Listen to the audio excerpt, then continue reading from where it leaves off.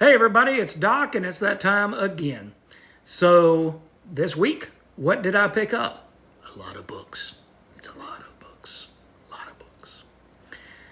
A lot of interesting books. And we're getting close to the end of some of these books. But right now, I've got a massive, massive list. So let's go ahead and dig into them. Starting with Benjamin, Issue 2 by Ben H. Winters and Leo Max as the artist. We have this book who brought back this writer who had previously died before the first issue came out. And you've got he and his friend here are road tripping, trying to find why Benjamin Carp is back to life and trying to figure out about a bomb. And I gotta say again that this artwork, especially with this guy's beard, kind of reminds me of Jerry Ordway. It's really got a classic feel to it. You've got a lot of movement in these panels that reminds me of Ordway, reminds me of classic 1980s DC Comics. And you get to see a Ford Transit van, which is the van that I drive each and every day for my day job. So I thought that was really cool because as they were driving, I was looking at the interior of the van and I said, wait a minute, I think I recognize that. So anyway, they go and they enter this place and he says he's looking for the purpose of my existence. But hey, in the meantime, he wants to get an ice cream sandwich. He wants to fuel himself up, eat something. And in the meantime, he ends up running into Dr. Tyra Meridian Midlam. And she says that she knows everything about him. She knows where he came from and all that. So instead of him being a literal bomb, these folks want to create, I don't know, it's kind of like, have you ever had a favorite author? One that you wish everybody could read? There's a book that my friend Brooke introduced me to back in 2006 when it first came out, and it was called The Historian by Elizabeth Kostova. And it was pretty much a Cold War Dracula tale that crisscrossed multiple decades and multiple, I was going to say continents, but countries. And the main protagonist of the first part of the story is her father telling her about this mysterious book that her father found as an undergrad and his professor, Professor Rossi. And the second part of the story is her going off in search of her father in the Carpathians, in Romania, trying to find her father. It's a really, really great book. And so that's the premise that this doctor has got is, goodness, no, you're not going to go blow yourself up at the UN or anything like that. You're not going to become a weapon of mass destruction. Instead, we want to get your thoughts and your feelings and your books out there into everybody's mind and everybody's hand and everybody's heart. And so when you hear it that way, then you have to Cameo by Isaac Asimov. When you hear it that way, then you're kind of like, you know what, this makes sense. This actually makes sense. That you wouldn't hurt anybody that way. And so the lady explains, it says, in the source material, as you are well aware, the simulacra explodes at the UN in our version. He explodes in the minds of the American people. So you take an author who is kind of similar to Hunter S. Thompson. A really great author, but at the same time, he just, it's not for everybody. But you take that excitement and that enthusiasm that this guy has shown in his writing and in his career when he was alive, and you pretty much download that into everybody's consciousness. This book is wild, it's wacky, it's zany. The artwork is very Ordway-like. I'm digging it. I'm here for it. Now, I want to say this is only a 6-issue mini, but I'm here for all 6 issues. Unless something goes terribly, terribly wrong in the next issue, you can expect me to pick up this whole miniseries. All right. Next up, we have Absolute Flash, issue number 5 by Jeff Lemire, and the artwork is A.L. Kaplan.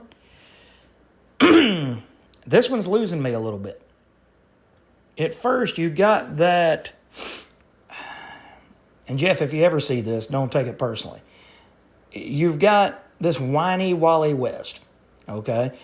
Like I've said before in previous videos, Jeff does excellent work with melancholy and with just sadness overall. But it's not a sadness where it's inescapable. Instead, it's a sadness that you work through and you come out on the other side a stronger version of yourself. So that's how this story started out. And I understand it's a superhero book. You eventually have to get to the superheroics. But it feels like to me that we are missing the forest for the trees, as they say. We are going off. And first of all, this artwork is not up to par. I feel about this artwork from Kaplan kind of the same way that a lot of people felt about Gabriel Hernandez Walta's artwork on the fill-in issue of Absolute Batman that he did, issue 4. I just feel like it's not on the same level as Nick Robles, the normal artist. So even though you got Captain Cold, you've got all of these villains here, these rogues, it doesn't have the same kind of punch, I think, that it would have if it had its regular artist on here. And he did, Nick Robles did the cover. So that's the kind of exciting, energetic artwork that you would be getting from Nick Robles. But unfortunately, we're not getting that here in the inside. So I'm hoping that A.L. Kaplan is just a fill-in artist for 1 or 2 issues, and then we can get back to really the main story, because this kind of feels like an offshoot. It's fun. It's got heart, but I didn't feel that heart in this particular issue. Even though, like I said, now we're getting to the part where we're actually doing superheroics. You've got a Flash, you've got the rogues that are going after the Flash, you've got his father who is being manipulated by the government in order to go after his own son. And he's having trouble with it because he does love his boy, but at the same time, he doesn't want to see him get hurt. He wants to see him get punished for what he considers to be his fallacies, possibly killing Barry Allen in the process that made him the Flash, along with other either true or imaginary fallacies that he's, I guess areas of weakness or ways that in which he's let his father down. But at the end of the day, he still loves his son, and he still wants to see him succeed. So he's having trouble with going and, bring in your man. This is the Royal Mounted Canadian Police. Not really. But, the Mounties never lose their man. They always bring their man in. And that story doesn't really interest me. I'm more interested in the sadness and the melancholy that Wally West was perceived to have been dealing with over the first 2 or 3 issues of this title. So hopefully they can rein me back in with issue 6. I'll give it issue 6 and 7. And then if I'm not digging it, off onto the stop reading it pile it goes. All right, here we have Spawn by Todd McFarlane, Brett Booth. And who are the other cats helping out? Daniel Henriquez, but who's the other one? And I can't move the pages today. Adelso Corona is inker, and also Daniel Henriquez.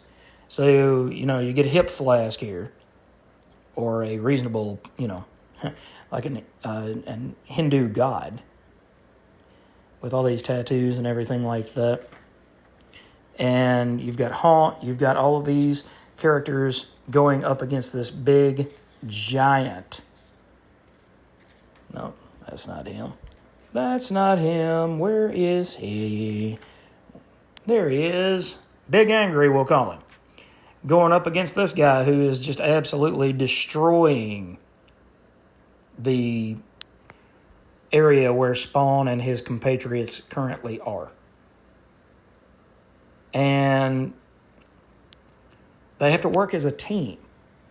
And a lot of times, a lot of characters don't get that, and they don't have that type of ability to pull people together. Spider-Man is one of those people, but you know what? Al Simmons is one of those people as well, because he was in the military. He understands chain of command. He understands all of the resources and mental thought processes that the Army and the armed forces, the Marines, the Navy, all of that instills into their warriors. So he's got that training. He's got the ability to lead when it's called for. And in this case, he leads these guys to absolutely decimate this big giant guy. They cut his leg off, he loses his balance, and gets stabbed right in the middle. So this is really, really good stuff. It's Spawn against hell. It's Spawn trying to save heaven from hell, because Nyx really wants to get at heaven, doesn't want to fight Spawn, but Spawn says, you know what, everybody has been yanking my chain, telling me what to do, where to go, and I'm tired of it.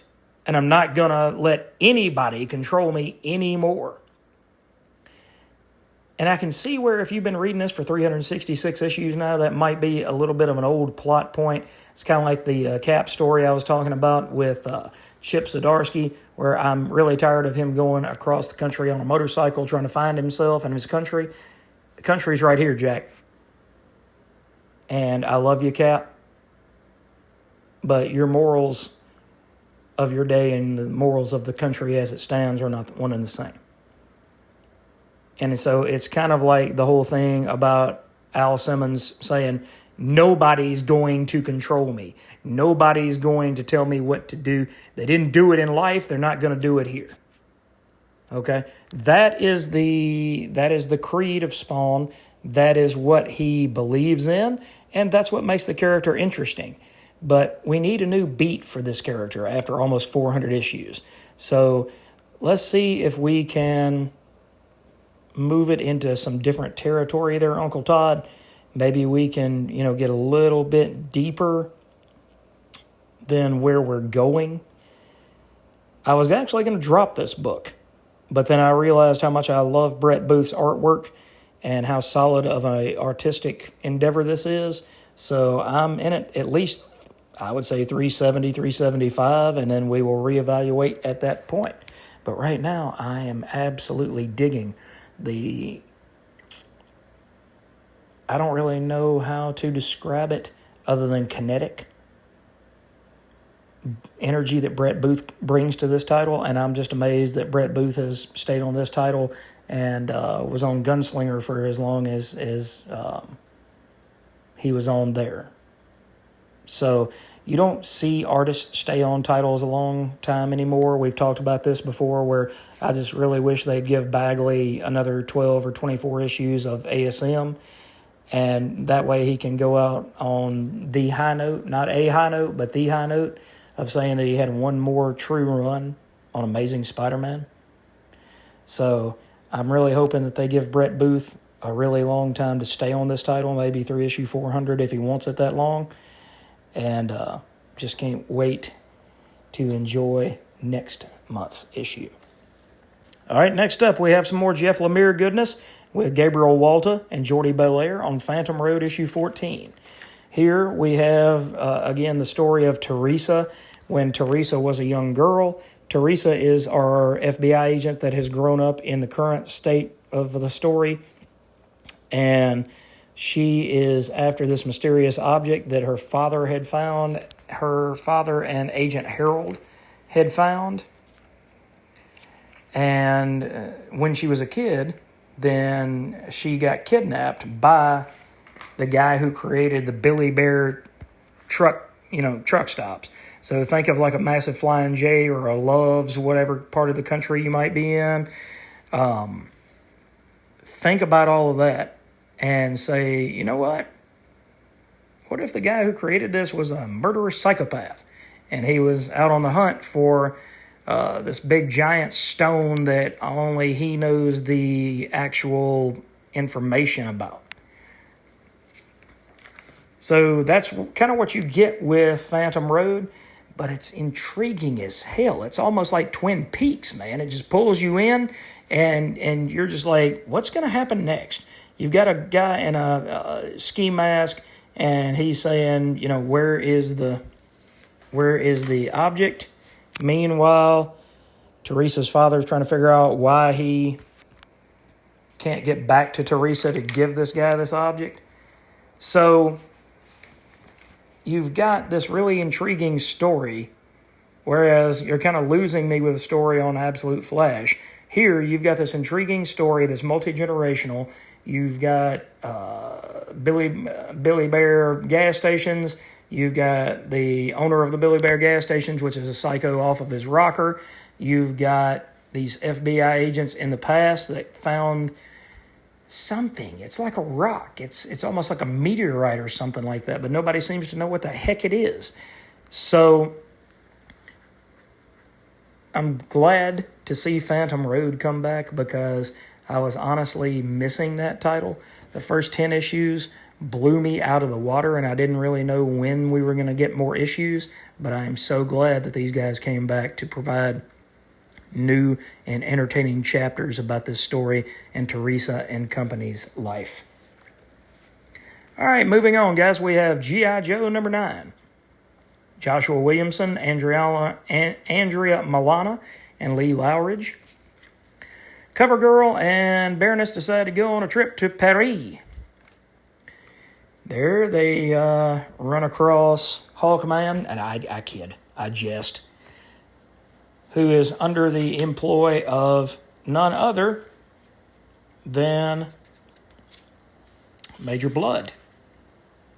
So what I can say about this book, and the artwork is great by Milana, but I really want to talk about the story, is you've got this really intriguing, different look at G.I. Joe. You're seeing all these characters in a new light. I mean, what the hell is the Baroness doing with the Joe team? Clutch is hiding Springer out. You've got all these different pieces that you're taking from all of these various universes. Energon universe, the Energon universe is the overarching universe, but that's where Transformers and G.I. Joe kind of interact with one another. So you can have a G.I. Joe character show up in a Transformers book. You can have a Transformer show up in a G.I. Joe book. So they're actually taking the time to build this universe out and make it something special rather than just trying to capitalize on the name of Optimus Prime and the Autobots. And in this case, Baroness, Duke, and Cobra Commander, amongst others. So great job, Joshua Williamson. I was on the fence about this for the first issue or so, and then after that, it just gets better every time. Every time. It just, I don't know. I don't know what else to say other than it's an amazing book. You guys are knocking it out of the park. Continue to keep on doing what you're doing. All right. Next up, we have Battle Beast. Well, actually, Invincible Universe Battle Beast by Robert Kirkman and Ryan Ottley and Annalisa Leone. And this book is flippin' fantastic. Just fun. Just what comics used to be, man. It's telling a hell of a story It's got the premise of Battle Beast is out there trying to find somebody who's a bigger badass than him to kill him so that he can die a glorious warrior's death. That's fine and dandy, but in the meantime, we're going to get one heck of a story, folks, because he is out here killing and stealing and destroying. It's an intergalactic. Whoa! Look at that page by Ryan Otley. He's an intergalactic killing machine, and he just wants to come up against somebody who's as bad as he is, so that he can finally rest. It's kind of like Jim Corrigan with the Spectre, if you want to think about it that way. Corrigan just wanted to sleep. He just wanted his peace and his rest. He had been going after crooked cops and crooked, crooks for decades before he ended up getting killed and came back as the Spectre. And then he stayed on as the Spectre for 60 years in real time. And it was time for him to go home. So I want to see Battle Beast go home, if that's a possibility. But at the same time, I want this book to last for about 100 issues. Kirkman, you hear me out there? Don't do any of this crap about, we're going to stop at 91. Or in this case, realistically, we're going to stop at like 18.5. Or 18-point deaths like Marvel's doing. We're gonna finish it with 18.5. No, you're not. That's silly. Don't do that. Don't Walking Dead us. That was 193 issues. You know that you could have made it to 200. All right, rant over. Loving what you guys are doing on this book. Keep doing it, Ryan Otley. It's great to have you, and you know what? I loved your stuff early on Amazing Spider-Man, but I can tell that your heart and your mind and your soul is in this book right here. So, guys, keep on keeping on, and I will keep reading because that's one of the best books. Actually, that's the best book this week. That is the book of the week because it's got heart, adventure, humor, and everything else you could possibly want. All right, 2 more to go, guys. We have got the Tin Can Society, issue number 7. It's been kind of missing in action for the last little while. But you have Johnny and maybe Johnny came back to life in the last issue. I'm not really going to say whether that's true or not. But we're just going to say that there was a double cross somewhere along the way that he was already aware of. Because when you're dealing with somebody who is a Reed Richards level mental capacity inside of his noggin, he's probably going to see when you're going to set him up coming from a mile away. Just saying. So now we've gone from Who Killed Johnny to a completely different story for these last 2 issues. But I will say that it still got me extremely intrigued because how is this all going to pan out now? That's the most interesting part of any story like this that has heart, okay? Once you get past the murderous and the killing and all of that, are they going to stick the landing? And you have to really think about, are they going to stick the landing? Because it's not a foregone conclusion. Not everybody does that very well. But let's see what happens in the next 2 issues of Tin Can Society and see if it truly is one of the greatest books of 2025. All right, and the last book we're going to talk about is The Walking Dead Deluxe, issue 117, with this really cool David Finch cover with Michonne and Ezekiel and a bunch of people that are about to get eaten up by Sheba.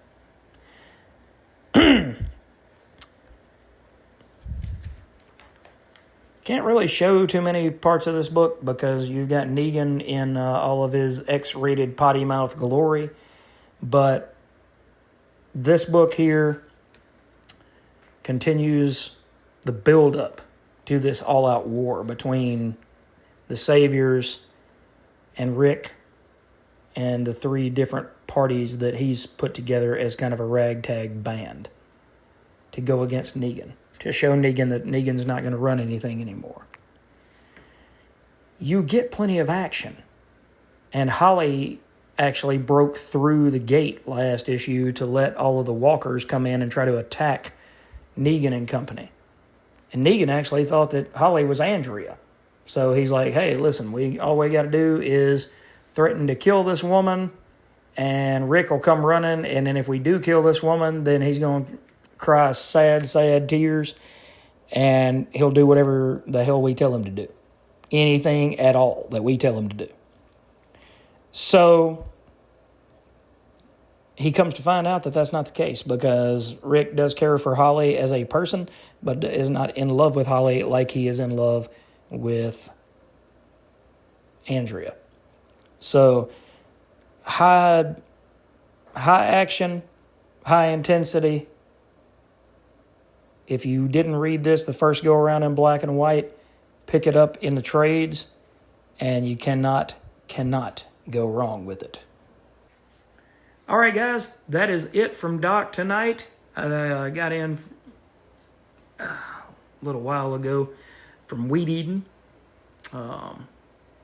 So, a little hot, a little tired, but it is what it is.